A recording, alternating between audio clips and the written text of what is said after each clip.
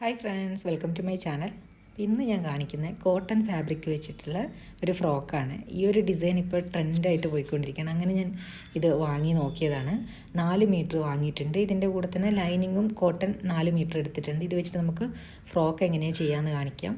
സിമ്പിളായിട്ടാണ് ചെയ്യുന്നത്. അപ്പോൾ ആദ്യം തന്നെ നമുക്കിതിൻ്റെ യോക്ക് കട്ട് ചെയ്തെടുക്കാം. അപ്പോൾ ക്ലോത്ത് ആദ്യം 2ആയിട്ട് മടക്കിയിട്ടുണ്ട്.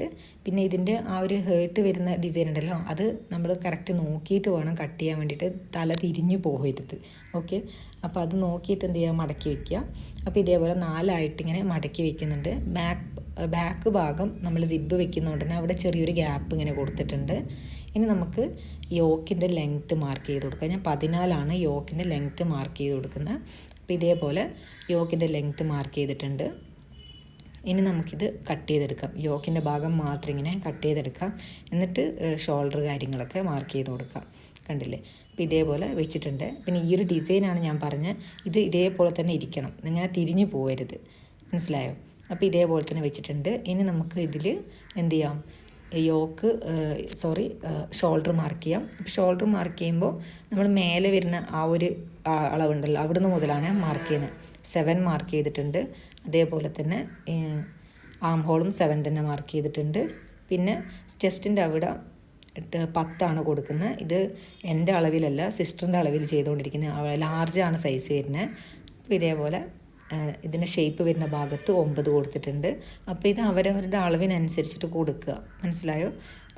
അപ്പോൾ ഇതേപോലെ എന്ത് ചെയ്യുക, അളവും കാര്യങ്ങളും കൊടുക്കുക. ഇനി നമുക്കത് ഈ ഒരു ഭാഗം ഉണ്ടല്ലോ, അത് അതേപോലെ തന്നെ വെക്കണം. അത് നമ്മൾ ബാക്കിൽ സിബ്ബ് വെക്കാൻ വേണ്ടിയിട്ടുള്ള ഒരു ഇച്ചിരി സ്പേസാണ് അവിടെ കൊടുത്തിട്ടുള്ളത്. ബാക്ക് ഓപ്പണുമാണ് വരുന്നത്. ബാക്ക് ഓപ്പൺ എന്ന് വെച്ചാൽ സിബ്ബ് വെക്കാൻ വേണ്ടിയിട്ടുള്ള ഓപ്പണാണ് ഉദ്ദേശിച്ചത്.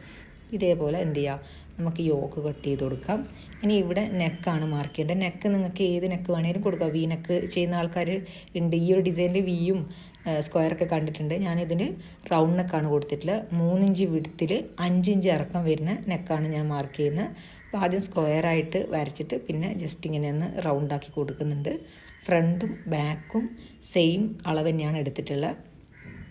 അപ്പോൾ ഇതേപോലെ എന്ത് ചെയ്യുക, നമ്മൾ നെക്ക് കട്ട് ചെയ്യുക. അത് കഴിഞ്ഞിട്ട് പിന്നെ ഈ ഒരു സൈഡിൽ നിന്ന് കുറച്ചൊന്ന് കട്ട് ചെയ്ത് കൊടുക്കുന്നുണ്ട്, ഒരു 1/2 ഇഞ്ച്. അതെന്ന് വെച്ച് കഴിഞ്ഞാൽ നമ്മൾ നെക്ക് താഴ്ത്തി കട്ട് ചെയ്യുമ്പോൾ നമ്മൾ സൈഡൊന്നും ഇറങ്ങി പോവാതിരിക്കാൻ വേണ്ടി കട്ട് ചെയ്ത് കൊടുക്കുന്നതാണ്. ഇനി അത് കഴിഞ്ഞിട്ട് ഈ ബോട്ടം വരുന്ന ഭാഗത്ത് ഫ്ലെയറായിട്ട് വരുന്ന സംഭവമാണ്. അപ്പോൾ ആദ്യം ക്ലോത്തിനെ 2ആയിട്ട് മടക്കിയിട്ട് പിന്നെ ഒരു ക്രോസ് ആയിട്ട് വെക്കുക. നമ്മൾ ക്രോസ് കട്ടിങ്ങിൽ നമ്മൾ ഒരുപാട് ഡ്രസ്സ് ചെയ്തിട്ടുണ്ട്.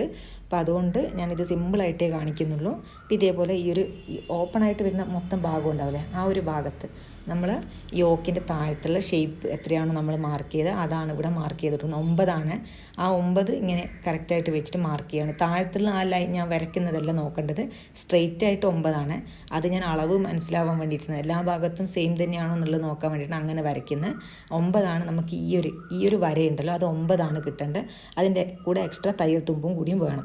അതും കൂടിയും വെച്ചിട്ടാണ് ഞാൻ അവിടെ മാർക്ക് ചെയ്യുന്നത്. ഇനി ലെങ്ത്ത് ഞാൻ 26 ലെങ്ത്ത് കൊടുത്തിട്ടുള്ളത്.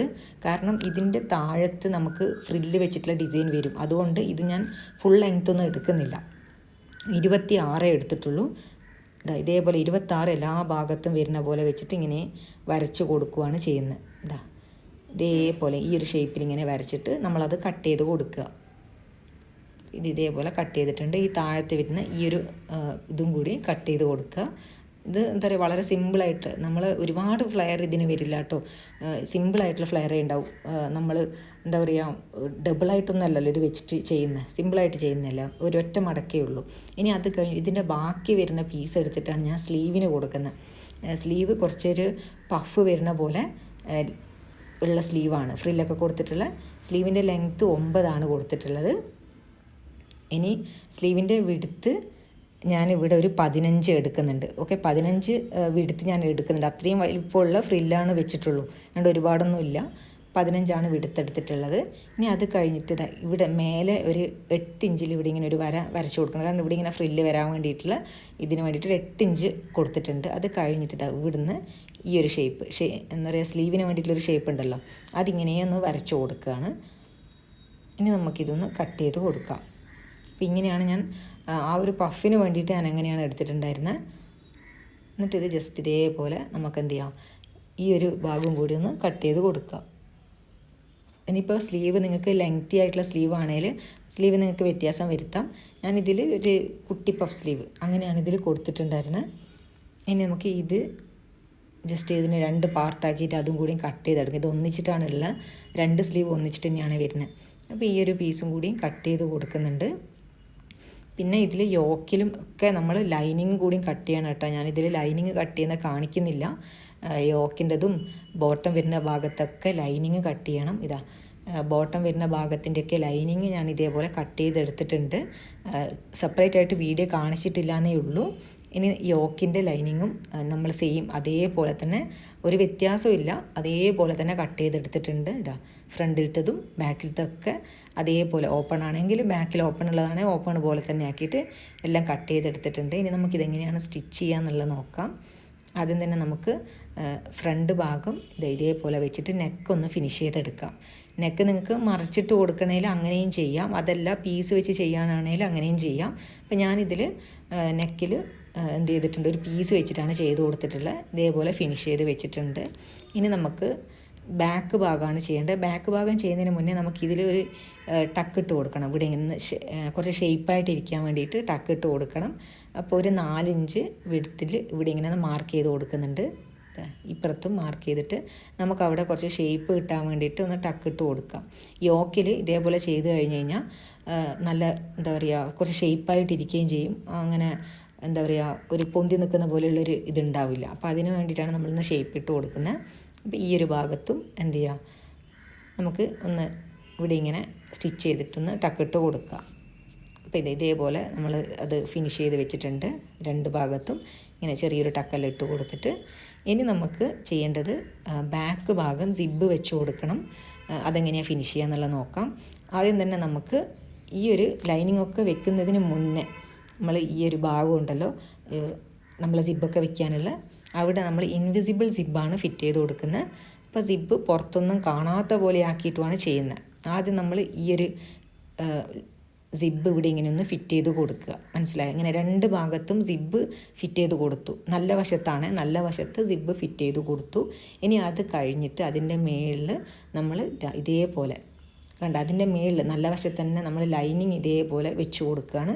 എന്നിട്ട് സെയിം നമ്മുടെ ലൈനിങ്ങും ഇവിടെ ഇങ്ങനെ സ്റ്റിച്ച് ചെയ്തെടുക്കണം. അതിൻ്റെ കൂടെ തന്നെ നെക്കും എന്ത് ചെയ്യണം, ഫിനിഷ് ചെയ്തെടുക്കണം.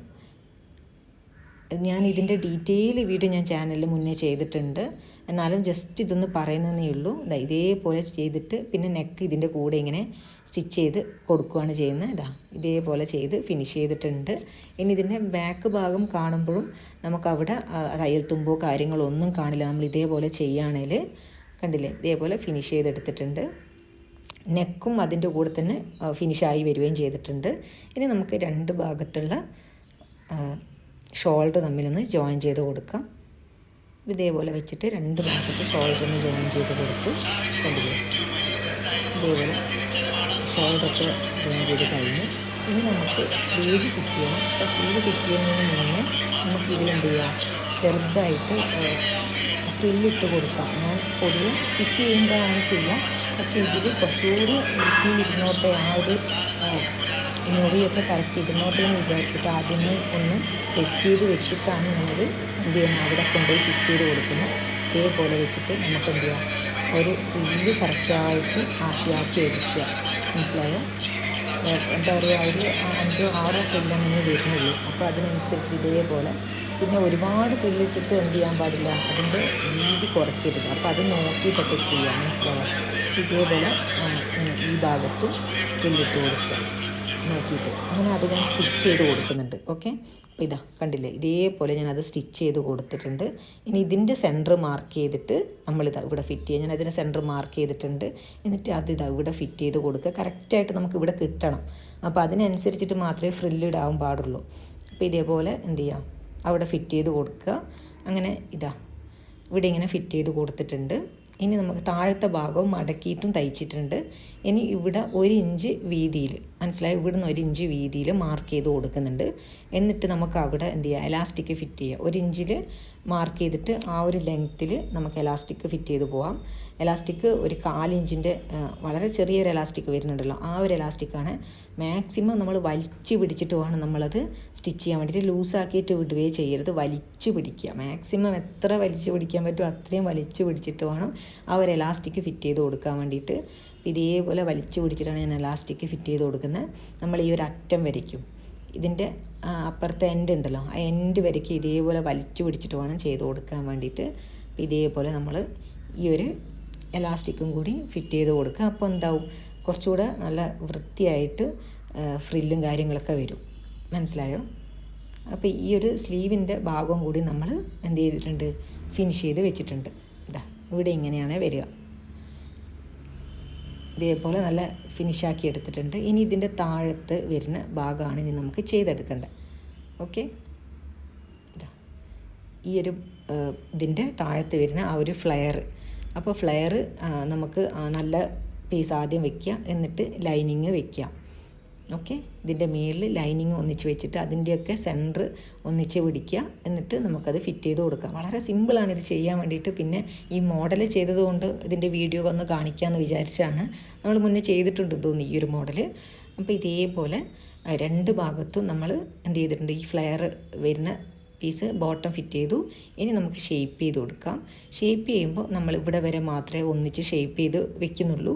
അത് കഴിഞ്ഞിട്ട് 2 സെപ്പറേറ്റ് ആയിട്ട് തന്നെ ചെയ്തെടുക്കണം. കണ്ടില്ലേ? അപ്പോൾ ഇതേപോലെ നമ്മൾ ഫിനിഷ് ചെയ്ത് എടുത്തിട്ടുണ്ട്. ഇതുവരയ്ക്കും മതി എന്നുള്ള ആൾക്കാർക്ക് ഈ ഒരു ഡ്രസ്സ് ഇവിടത്തേക്ക് നിർത്താം. അതല്ല, ഇത് പോരാ, ഇതിൽ ഇനിയും ലെങ്ത്തും കുറച്ച് കൂട്ടണം, പിന്നെ താഴത്ത് എന്തെങ്കിലും ഒരു ഡിസൈൻ വേണമെന്നുണ്ടെങ്കിൽ നമുക്ക് എന്ത് ചെയ്യാം, ഇതേപോലെയുള്ള പീസ് കട്ട് ചെയ്തെടുക്കാം.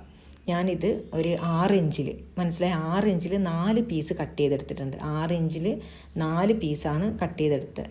ഫ്രണ്ടിലേക്ക് 2ഉം ബാക്കിലേക്ക് 2ഉം ആയിട്ട് 4 പീസ് കട്ട് ചെയ്തെടുത്തിട്ടുണ്ട്. അതൊക്കെ ഫുള്ളായിട്ട് ഇതേപോലെ ജോയിൻ ചെയ്ത് കൊടുക്കുകയും ചെയ്ത്. മനസ്സിലായോ? അത് ഞാൻ കട്ട് ചെയ്യുമ്പോൾ കാണിക്കാൻ വിട്ടുപോയതാണ്. എന്താ പറയുക, നിങ്ങൾക്ക് മനസ്സിലായിട്ടുണ്ടാകുമെന്ന് വിചാരിക്കുന്നത്. 6 ഇഞ്ചിലാണ് ഇതിൻ്റെ ലെങ്ത്ത് വരുന്നത്. 6 ഇഞ്ച് ലെങ്ത്തിൽ 4 പീസ് കട്ട് ചെയ്തെടുത്തിട്ടുണ്ട്. ഇനി അത് നമുക്ക് ഇതിൻ്റെ താഴത്ത് എന്ത് ചെയ്യാം, ഫ്രില്ലിട്ട് കൊടുക്കാം. 2 പീസ് ആയതുകൊണ്ട് തന്നെ നമുക്ക് അടുത്തടുത്ത് ഫ്രില്ലിടാൻ പറ്റില്ല, ദൂരെയുള്ള ഫ്രില്ലേ ഇടാൻ പറ്റുള്ളൂ. ഒരു 2-3 ഇഞ്ച് ഗ്യാപ്പൊക്കെ വെച്ചിട്ടുള്ള ഫ്രില്ല്. മനസ്സിലായി? ഇതിൽ കാണുമ്പോൾ മനസ്സിലാവുണ്ടാവും ദൂരെയാണ് ഞാൻ ഫ്രില്ല് കൊടുത്തിട്ടുള്ളത്. നിങ്ങൾക്ക് കുറച്ചുകൂടെ ഫ്രില്ല് കാണണമെന്നുണ്ടെങ്കിൽ 3 പീസ് ഫ്രണ്ടിലേക്കും 3 പീസ് ബാക്കിലേക്കും എടുക്കേണ്ടി വരും. അങ്ങനെ ആവുമ്പോൾ നമുക്ക് 4 മീറ്റർ തികയൂല, 4.5 എടുക്കേണ്ടി വരും ക്ലോത്ത്. മനസ്സിലായോ? അപ്പോൾ ഇത് ഫിനിഷായി. ഇത്രയേ ഉള്ളൂ ചെയ്യാൻ വേണ്ടിയിട്ട്. അപ്പോൾ ഇതാണ് ഇതിൻ്റെ ഫൈനൽ ലുക്ക് വരുന്നത്. ഞാൻ സിസ്റ്ററിന് വേണ്ടി ചെയ്തതാണ്. ബേബീസിന് അവർക്ക് കുട്ടി ഫ്രോക്കും ചെയ്ത് കൊടുത്തിട്ടുണ്ട്. അത് നമുക്ക് സെപ്പറേറ്റ് ആയിട്ടുള്ളൊരു വീഡിയോ ആയിട്ട് ചെയ്യാം. ഈ ഒരു ഡ്രസ്സ് ഇപ്പോൾ ട്രെൻഡായിട്ടൊക്കെ ഇങ്ങനെ കണ്ടുകൊണ്ടിരിക്കുകയാണ്. അങ്ങനെ അവൾക്ക് വേണമെന്ന് പറഞ്ഞിട്ട് ഞാൻ ചെയ്ത് കൊടുത്തതാണിത്. എന്താ പറയുക, വളരെ സിമ്പിളായിട്ട് ചെയ്തതാണ്. കുറച്ച് തടിച്ചിട്ടുള്ള ആൾക്കാർക്കും ഇടാം, കുഴപ്പമില്ല. ഞാൻ പൊതുവേ ഡ്രസ്സൊക്കെ ഞാൻ സ്റ്റിച്ച് ചെയ്യുമ്പോൾ പറയും, നിങ്ങൾ മെലിഞ്ഞ ആൾക്കാർക്കുള്ള ഡ്രസ്സാണ് ചെയ്യുന്നത്. അങ്ങനെയൊന്നുമില്ല, ഏത് ഡ്രസ്സ് ഏത് ആൾക്കാർക്കും ഇടാം. എന്ന് വെച്ചിട്ട് എന്താ പറയുക, അങ്ങനെ ഒരു വൃത്തികേടായിട്ടും അങ്ങനെയൊന്നുമില്ല. ഇതിപ്പം നല്ല നീറ്റായിട്ട് തന്നെ അവൾക്ക് ഫിനിഷായിട്ട് വന്നിട്ടുണ്ട്. അപ്പോൾ എല്ലാവരും ഒന്ന് ട്രൈ ചെയ്ത് നോക്കുക. എന്തെങ്കിലും ഡൗട്ട് ഉണ്ടെങ്കിൽ എനിക്ക് കമൻറ്റ് ചെയ്യാം. അപ്പോൾ നമുക്കിനി അടുത്ത അടിപൊളി വീഡിയോസായിട്ടൊക്കെ വരാം. അപ്പോൾ എല്ലാവരും സപ്പോർട്ട് ചെയ്യാം. ഇനി ഒരുപാട് ഡിസൈൻ വരാനായിട്ട് ബേബി ഡ്രസ്സൊക്കെ ഒരുപാട് ചെയ്ത് വെച്ചിട്ടുണ്ട്. എന്താ പറയുക, ഇപ്പോൾ ഒരാൾക്ക് മാത്രം ചെയ്യാൻ പറ്റുന്നില്ല, ഒരാൾക്ക് ചെയ്യുമ്പോൾ 3 പേർക്കും ചെയ്യേണ്ട ഒരു അവസ്ഥയാണ്. അപ്പോൾ അതുകൊണ്ട് തന്നെ ഒരുപാട് ഡ്രസ്സ് ചെയ്ത് വെച്ചിട്ടുണ്ട്. അപ്പോൾ നമുക്കിനി അടുത്ത വീഡിയോസൊക്കെ ആയിട്ട് വരാം. താങ്ക്